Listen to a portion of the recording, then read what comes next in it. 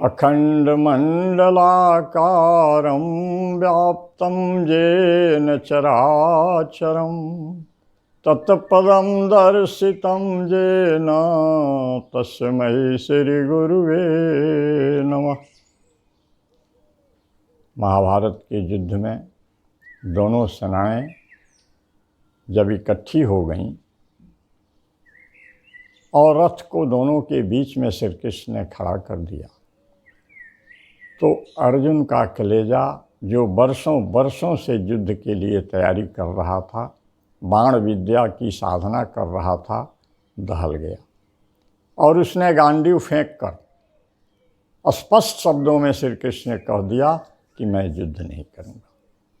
अब बड़ी समस्या हो गई, भाई सारे खेल समाप्त हो गया।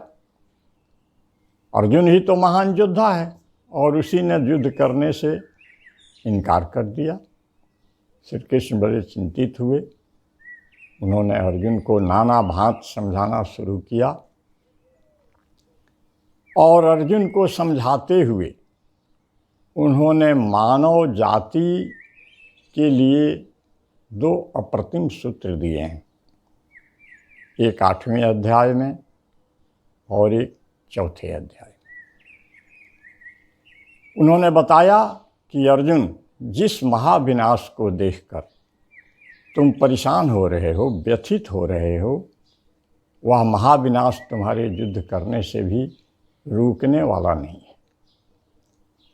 इसको ज्ञान द्वारा तुम अपने मन को शांत करो, स्थिर करो और योग में स्थित होकर कर्म करो, युद्ध करो। और युद्ध करते हुए तुम हमेशा मेरा स्मरण करते रहो। तुम जिस पाप पुण्य से डर रहे हो, वे पाप पुण्य तुम्हें लिप्त नहीं कर सकते।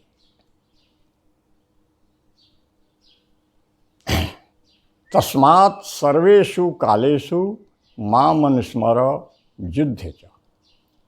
यह इतना बड़ा संदेश है श्री कृष्ण का कि यदि इसको हम जीवन में उतार लें, अनुस्मर का अर्थ हुआ कि स्मरण दर स्मरण, निरंतर स्मरण। अध्यात्मवेताओं ने बताया है कि यदि जीवात्मा को 2 चीज़ों का स्मरण हमेशा बना रहे तो जीवन में जो भी संकट आएंगे उनका सामना वह प्रसन्न मन से कर सकेगा, कभी व्यथित नहीं होगा और गलतियां उससे शायद ही होगी।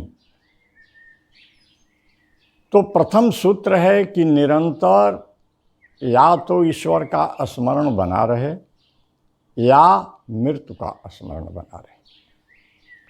दूसरा सूत्र है ज्ञान का, कि जीवन में ज्ञान की साधना की जाए और ज्ञान से युक्त हो करके हर कर्म संपादित किया जाए। और ज्ञान की साधना के लिए वे कहते हैं कि श्रद्धावान लभते ज्ञानम तत्पर संयत इंद्रिया। तत्परता, जागरूकता। हम लोग सोचें, क्या किसी भी बिंदु पर हम लोग जागरूक हैं? हम अपनी जीवन व्यवस्था के प्रति विचार करें, अपने खान पान के प्रति विचार करें, अपने समय के प्रति विचार करें, दिनचर्या के प्रति विचार करें, समय के प्रबंधन के प्रति विचार करें। हम कहीं भी जागरूक नज़र नहीं आएंगे। हमारे घर में बल्ब जलते रहते हैं और हम देख करके इधर उधर घूमते रहते हैं। टीवी चलती रहती है लेकिन बिजली बचाने के प्रति हम कहाँ जागरूक रहते हैं। हमारे पेट में गैस्ट्रिक है लेकिन हम फिर भी छनी हुई चीज़ें खा लेते हैं। हम भोजन के प्रति कहाँ जागरूक हैं? हमारी माताएं बहनें कहाँ जागरूक हैं? वे क्रोध में आकर, चिड़चिड़ेपन में आकर भोजन बनाती हैं और वही भोजन आपको परोसती हैं। स्वाभाविक है कि भोजन के साथ क्रोध के, चिड़चिड़ापन के परमाणु आपके शरीर में प्रवेश करेंगे, आपकी मन बुद्धि को प्रभावित करेंगे। और स्मरण दर स्मरण का प्रभाव यह होता है कि यदि निरंतर ईश्वर की स्मृति बनी रही तो जीव जल्दी गलती करेगा ही नहीं। और जागरूकता इसी से आएगी। हम इंद्रियों के विषयों के प्रति जागरूक कहाँ हैं? हमारे कानों में निंदा के, प्रशंसा के शब्द आते रहते हैं। हम कहाँ जागरूक हैं? उन्हें रोकने का प्रयास कहाँ करते हैं? हमारे सामने तरह तरह के रूप आते हैं, हम दृश्यों की ओर आकर्षित हो जाते हैं। जीभ के सामने नाना प्रकार के स्वाद आते हैं। हम स्वास्थ्य के प्रति जागरूक नहीं होकर बह जाते हैं उस परिवार में, प्रवाह में। तो श्री कृष्ण यही बता रहे हैं, हमें अपने जीवन को सुधारने के लिए 2 सूत्रों की परम आवश्यकता है। निरंतर ईश्वर का स्मरण और हर बिंदु पर जागरूकता, होश के साथ हम अपना जीवन बिताएं। हर बिंदु पर, हर जीवन प्रबंधन पर, समय के प्रति, हर चीज़ के प्रति हम अपने स्वभाव में एक जागरूकता लाएं, एक नवीन जागृति हमारे अंदर जगे। यही श्री कृष्ण का परम संदेश है। और ज्ञान हासिल होता है, उसके लिए जागरूकता बहुत आवश्यक है। पल पल की जागरूकता ही हमें ज्ञानवान बनाएगी, हमें संकटों से बचाएगी। सोचिए, यदि परीक्षित जागरूक होते तो एक ऋषि के, वह भी ध्यानस्थ ऋषि के गले में सांप डाल देते? नहीं थे। मैं क्या कर रहा हूँ इसका होशो हवास परीक्षित को नहीं था। और थोड़ी सी लापरवाही, जब जागरूकता नहीं थी, उनकी मृत्यु का कारण बन गई। वहीं शिव जी जागरूक थे। जब कामदेव ने बाण मारा, उनकी समाधि में खलल पड़ी, तो उन्होंने तुरंत अपना तीसरा नेत्र खोला और कामदेव जल करके भस्म हो गए। राम कितने जागरूक थे। सीता को जब उन्होंने देखा तो मन में थोड़ी हलचल हुई और बैठ करके विचार करने लगे। रघुवंशिन कर सहज स्वभावु, मन कुपंथ पग धरे न काऊ। ये रघुवंशियों का तो स्वभाव ऐसा नहीं होता, किसी स्त्री पर मन जाता ही नहीं। ऐसा मेरे मन में क्यों हो रहा है? कुछ जरूर होने वाला है, विधाता की कुछ करामात है। तो राम जागरूक थे, शिव जी जागरूक थे। जो मन में कुछ घटनाएं हुई, उस पर चिंतन मनन करके उन लोगों ने निवारण कर लिया। नारद जी कहाँ जागरूक थे? सारी ज्ञान साधना करने के बाद एक स्त्री को देख करके मोहित हो गए।